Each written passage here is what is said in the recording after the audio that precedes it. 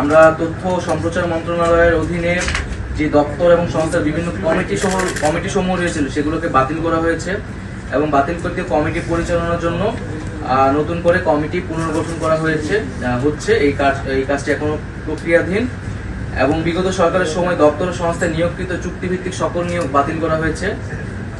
বিগত সরকারের সময়ে দপ্তর সংস্থায় কর্মরত ঊর্ধ্বতন বিভিন্ন কর্মকর্তা যাদের বিরুদ্ধে অভিযোগ রয়েছে অদক্ষতা বা দুর্নীতি বা ফ্যাসিবাদী সরকারকে সহায়তা, তাদেরকে অন্যত্র পদায়ন করা হয়েছে এবং তদন্ত করা হচ্ছে। সুস্পষ্ট অভিযোগ বা প্রমাণের ভিত্তিতে তাদের বিরুদ্ধে আইনি ব্যবস্থা নেওয়া হবে অনেকের ক্ষেত্রে। আমরা বৈষম্যবিধি ছাত্র জনতার আন্দোলনে সমগ্র বাংলাদেশে হতাহত সাংবাদিকদের তথ্য সংগ্রহ করার জন্য সংশ্লিষ্ট দপ্তর সংস্থাকে দায়িত্ব প্রদান করা হয়েছে।